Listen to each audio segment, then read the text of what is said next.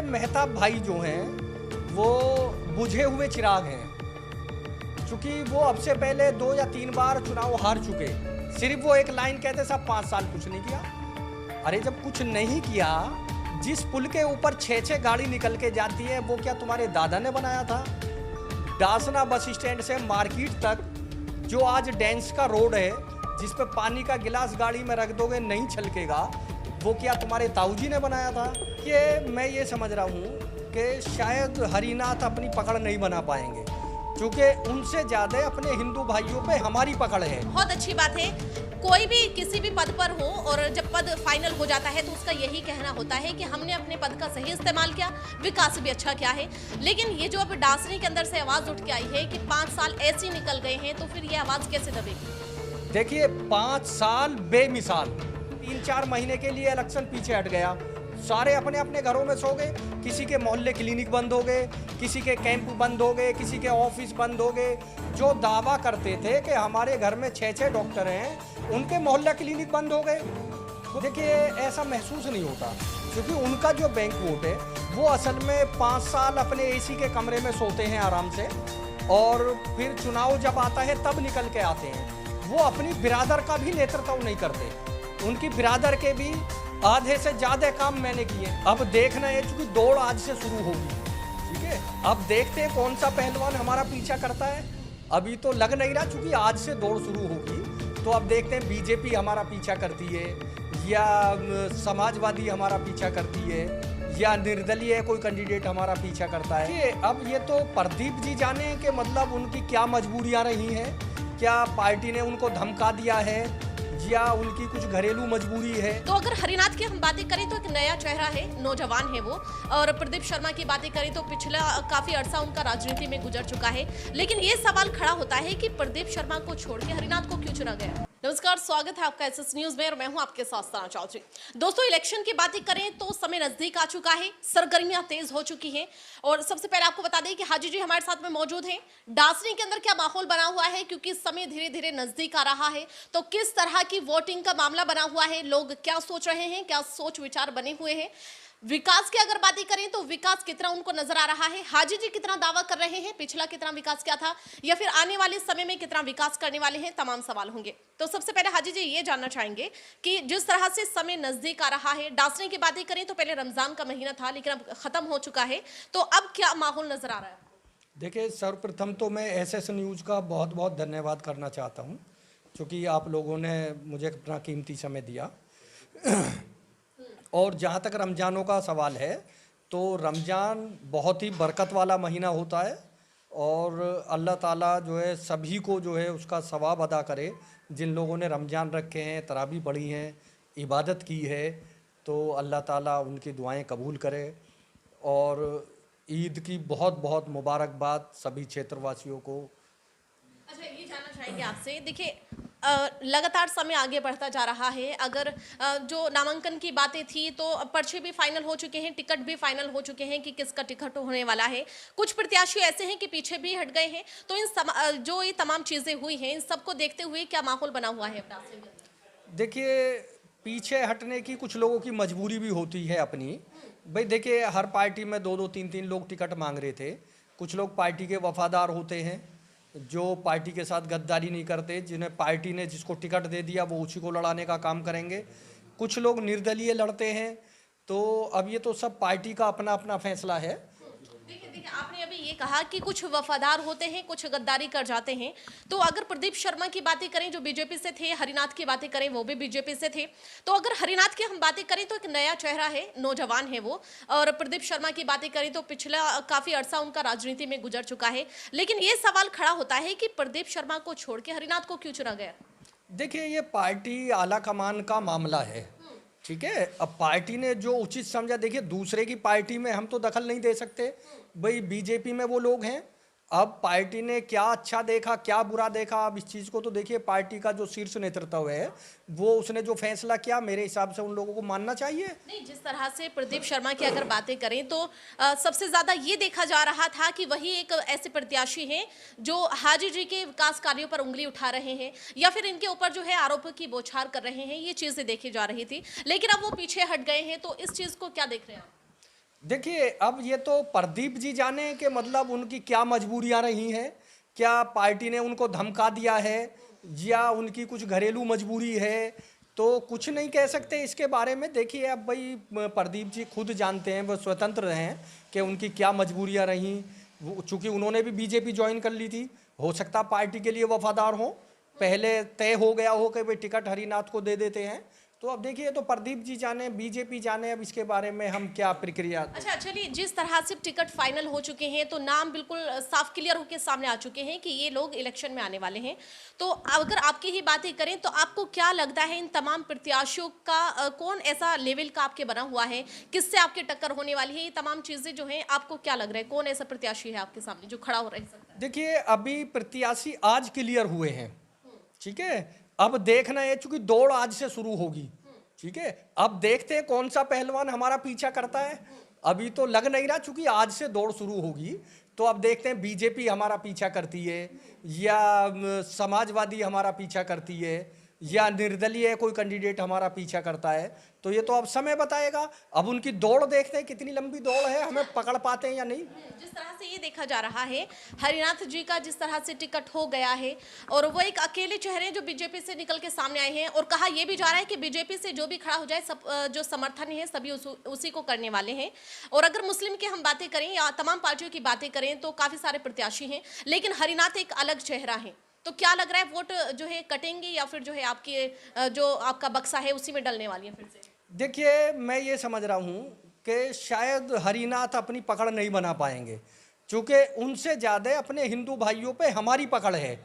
क्योंकि हम लोग 5 साल बराबर फील्ड में रहे हैं, हमने श्री राम कॉलोनी में भी काम कराया, कृष्णा कॉलोनी में भी काम कराया है, माता कॉलोनी में भी काम कराया है, तो उनसे अधिक पकड़ हमारी है।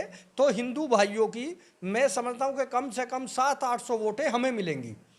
चलिए देखिए, अभी जो है मान लीजिए कम समय उनको राजनीति में हुआ है, लेकिन मेहताब कुरैशी की बातें करें अगर, तो काफी अरसे से राजनीति में है, और समाजवादी की अगर बातें करें तो टिकट भी फाइनल हो चुका है उनकी वाइफ का, तो इस चीज को क्या देख रहे हैं फिर? देखिए, मेहताब भाई जो हैं वो बुझे हुए चिराग हैं, चूंकि वो अब से पहले 2 या 3 बार चुनाव हार चुके। डासने की जनता उन्हें नकार चुकी है। अगर डासना उन्हें जिताता तो वो कई बार कई हथकंडों से चुनाव लड़ चुके। नहीं, हारने का मतलब ये नहीं होता कि नकार दिया गया है। बच्चे एग्जाम में भी जो है फेल होते हैं, लेकिन एक दिन ऐसा आता है कि पास हो जाते हैं। हो सकता है कि ये नकारना जो है एक बार जो है सफल हो जाए उनका। देखिए, ऐसा महसूस नहीं होता, क्योंकि उनका जो बैंक वोट है वो असल में 5 साल अपने एसी के कमरे में सोते हैं आराम से, और फिर चुनाव जब आता है तब निकल के आते हैं। वो अपनी बिरादर का भी नेतृत्व नहीं करते। उनकी बिरादर के भी आधे से ज़्यादा काम मैंने किए हैं 5 साल में, तो उनकी बिरादर से बहुत अच्छा वोट मुझे मिलेगा। नहीं, आपने तो इसलिए किए हैं क्योंकि आप चेयरमैन रहे थे, इसलिए किए हैं आपने तो। अब वो बिना उनका ऐसा मानना है कि हमारे पास कोई पद नहीं है, उसके बाद भी हम समाज सेवा करते हैं लोगों के लिए। हाँ, वो समाज सेवा करते हैं। एक हमारे यहाँ एक बच्ची को लेके कोई चला गया था, उसमें उनका नाम भी आ गया, मेरा नाम भी आ गया एफआईआर में। वो पहले 1 साल तक फरार रहे, जब उनके घर की कुड़की हुई तब वो थाने में जाके पेश हुए। उसके बाद 2 साल ससुराल में रहे। वो तो अभी चंद दिनों से ही तो कस्बे में आए हैं। तो जो आदमी कस्बे से बाहर रहेगा वो कस्बे की रहनुमाई कैसे कर सकता है? ये तो पर्सनल हो गया, लेकिन अगर रिकॉर्ड की हम बातें करें, पिछले इलेक्शन की बातें करें, उससे पिछले इलेक्शन की बातें करें, तो अगर वोटिंग का हम आंकड़ा देखते हैं तो काफी अच्छी वोट उनको मिली थी, तो हो सकता है इस बार पार कर जाए। देखिए, वो आज फिर उन्हें जीरो से शुरुआत करनी पड़ेगी। वो 5 साल पहली बातें थी, 5 साल फील्ड में नहीं रहे, तो इसलिए दोबारा से गिनती शुरू करनी पड़ेगी। अब उन बातों को भूल जाओ कि उनकी पहले 2400 वोट आई थी, 2500 आई थी। अब उनको जीरो से स्टार्टिंग करनी पड़ेगी, क्योंकि वो 5 साल फील्ड में नहीं रहे। अच्छा चलिए, उनको मान लेते हैं एक बार कि वो फील्ड में नहीं रहे, लेकिन डासनी की अगर बातें करें तो और भी तमाम प्रत्याशी हैं, काशिद हुसैन है, या फिर बाबू भाई की हम बातें करें, या फिर और भी मुखिया जी हैं, काफी सारे तमाम प्रत्याशी हैं। वो इस बात का दावा करते हैं कि हाजी जी ने कुछ नहीं किया और हमने 5 साल जो है लोगों की समाज सेवा की है, लोग उस चीज से खुश हैं और इस बार हमें जिताने वाले हैं। तो ये क्या चीज है फिर? देखिए, अब ये तो जनता बताएगी। भाई, कोई भी प्रत्याशी है, मान लो उस प्रत्याशी की 100 वोट आनी है, तो वो भी अपने आप को रनर मानता है। तो इसलिए इन चीज़ों को ये सवाल तो आप पब्लिक से करिए, पब्लिक बताएगी कि हमने क्या किया है, उन लोगों ने क्या किया। अभी 3-4 महीने के लिए इलेक्शन पीछे हट गया, सारे अपने अपने घरों में सो गए। किसी के मोहल्ले क्लिनिक बंद हो गए, किसी के कैंप बंद हो गए, किसी के ऑफिस बंद हो गए। जो दावा करते थे कि हमारे घर में 6-6 डॉक्टर हैं, उनके मोहल्ला क्लिनिक बंद हो गए। कोई कैंप लगवाता था कि सब मैं 5 साल तक कैंप चलाऊंगा, उनके कैंप बंद हो गए, ऑफिसों में ताले डल गए। तो ये तो पब्लिक जान गई, ठीक है। सिर्फ फक्त 5 साल में हाजी आरिफ एक ऐसा नुमाइंदा है कस्बे का जिसने पूरे 5 साल अपने घर के दरवाजे खुले रखे। हर व्यक्ति के, अगर छोटे से बच्चे ने फ़ोन किया, रिक्शा चलाने वाले ने फ़ोन किया, ठेली चलाने वाले ने फ़ोन किया, किसी हमारी माँ बहन ने फ़ोन किया, तो हाजी आरिफ उनके सामने हाजिर हुआ। उसने ये नहीं बताया कि मैं लखनऊ हूँ, मैं बॉम्बे हूँ और मैं अमृतसर चला गया। हाजी आरिफ हर वक्त यहाँ रहा है, कोई कैंडिडेट फील्ड में नहीं रहा। अच्छा, एक ट्रेंडिंग मुद्दा डासने के अंदर बना हुआ है कि खानदानी जो समर्थन कर रहे हैं, खानदान जो है मीटिंग कर रहे हैं और एक ही प्रत्याशी को समर्थन कर रहे हैं, इस तरह का एक ट्रेंडिंग मुद्दा है। तो ये खानदान का जो नाम निकल के आया है डासने से, इसके बारे में समझाएं थोड़ा। देखिए, खानदान तो सभी के हैं, किसी का छोटा है, किसी का बड़ा है। अब देखिए, एक दिखावा करके 2-3 व्यक्तियों को खड़े करके और हम ये कहते हैं साहब 4 खानदान हमारे साथ है, 3 खानदान हमारे साथ है। जब 3-3 खानदान आपके साथ हैं, फिर आपको मेहनत करने की क्या ज़रूरत है? वो तो पब्लिक अपने आप बता देगी। देखिए, हम तो ये मानते हैं जो जिसका खानदान है वो उसी को वोट देगा, ठीक है। ये इलेक्शन खानदान वाइज नहीं है। यहाँ पर आधे से ज़्यादा जो जनता है वो बाहर की आई हुई है, जो दीगर बिरादरियों में बटी हुई है। जो चौधरियों के खानदान हैं वो तो हर खानदान से हर व्यक्ति लड़ रहा है, एक खानदान से 2-2, 3-3 व्यक्ति भी लड़ रहे हैं, ठीक है। तो इसमें खानदानों की बहुत बड़ा जो है वो नहीं है असर। यही चीज तो हम आपसे जानना चाह रहे हैं कि एक ही खानदान से कई कई प्रत्याशी खड़े हो जाते हैं, तो ये वोट का जो मामला है वो कहीं जो बट नहीं जाए। ऐसा नहीं हो कि हरिनाथ अकेले लड़ रहे हैं, मुसलमानों की बातें करें, मुस्लिम की बातें करें, तो एक ही खानदान से कई कई खड़े हो जाते हैं, तो इस तरह में वोट में थोड़ा तब्दीली ना आए। देखिए, कोई तब्दीली नहीं आएगी, क्योंकि हर समाज का, हर बिरादर का वोट मेरे साथ है। क्योंकि इन 5 सालों में जो हमारे यहाँ 25 साल में लोगों ने एक माहौल पैदा किया बिरादरवाइद का, खानदानवाइद का, जात पात का, इस 5 साल में हाजी आरिफ अली ने उस जात पात को, बिरादरवाद को, खानदानवाद को बिल्कुल ख़त्म कर दिया है। 5 साल हमने बिल्कुल निष्पक्ष सिर्फ डासनावासी समझ के काम किया है। हमने ना ये देखा। बहुत अच्छी बात है, कोई भी किसी भी पद पर हो और जब पद फाइनल हो जाता है तो उसका यही कहना होता है कि हमने अपने पद का सही इस्तेमाल किया, विकास भी अच्छा किया है। लेकिन ये जो अब डासनी के अंदर से आवाज उठ के आई है कि 5 साल ऐसे निकल गए हैं, तो फिर ये आवाज कैसे दबेगी? देखिए, 5 साल बेमिसाल, ठीक है, ये एक नारा है डासने का और इसका कोई भी विकल्प नहीं है मुखालिफों के पास। सिर्फ वो एक लाइन कहते साहब 5 साल कुछ नहीं किया। अरे जब कुछ नहीं किया, जिस पुल के ऊपर 6-6 गाड़ी निकल के जाती है वो क्या तुम्हारे दादा ने बनाया था? डासना बस स्टैंड से मार्केट तक जो आज डेंस का रोड है, जिस पे पानी का गिलास गाड़ी में रख दोगे नहीं छलकेगा, वो क्या तुम्हारे ताऊजी ने बनाया था? डासना बस स्टैंड से सिकरोड़ा फाटक तक जो रोड बना है वो किसने बनाया है? मेन मार्केट से काजियों वाली मस्जिद, दूधिया, पीपल, कुरैशियों में, रामा चौक पे, पुरानी पेठ में और 10 बिसे में, उस्मान कॉलोनी वाला रोड, ये किसने बनाया है? एक चश्मा मंगाऊंगा अभी मैं, वो इन प्रत्याशियों को दूंगा, हो सकता है वो लगाने से इनको चमक जाए कि शायद डासने में कुछ विकास हुआ है। यहाँ पे लगभग 1000 मकान 2.5 लाख रुपए की योजना से कंप्लीट कराए गए हैं और 400 कुछ घरों में शौचालय बनवाए गए हैं और 15-30 ई रिक्शा आए हैं। डासने के लिए 3 पानी की टंकी पास की गई है, ठीक है। इतना बहुत लंबी आपकी स्पीच हो जाएगी अगर मैं गिनाने पे आऊँगा। बड़ी बड़ी मशीनें हमने सफाई के लिए खरीदी हैं डासना में और पूरे कस्बे की लाइन बदलनी है जो पास हुई पड़ी है। और मैं समझता हूँ शायद 400-500 पुलिये हमने बनवाई हैं, हर कोने पे शौचालय बनवाया है, शमशान घाट की बाउंड्री कराई है, लाइब्रेरी कोई चेयरमैन नहीं बना पाया, डासने में हमने बनवाई है। 204 फ्लैट, 3 योजना चली गई चेयरमैनों की, किसी से नहीं बांटे गए गरीबों को, वो हमने बांटे हैं। ये तो मुखालिफ हैं, इन्होंने मुखालफत का चश्मा। बेमिसाल जो आपने कहा है, 5 साल बेमिसाल, योगी जी भी यही कहते हैं, मोदी जी भी यही कहते हैं, लेकिन गालियां उनको भी मिलती हैं फिर। देखिए, गाली देने वाले तो गाली देंगे, हमें कोई ऐतराज नहीं है। बड़े बूढ़ों की मिसाल है, जिस पेड़ पर फल लगते हैं उसी पे पत्थर मारे जाते हैं, जिस पे फल ही नहीं लगेंगे उस पे पत्थर क्या मारेगा।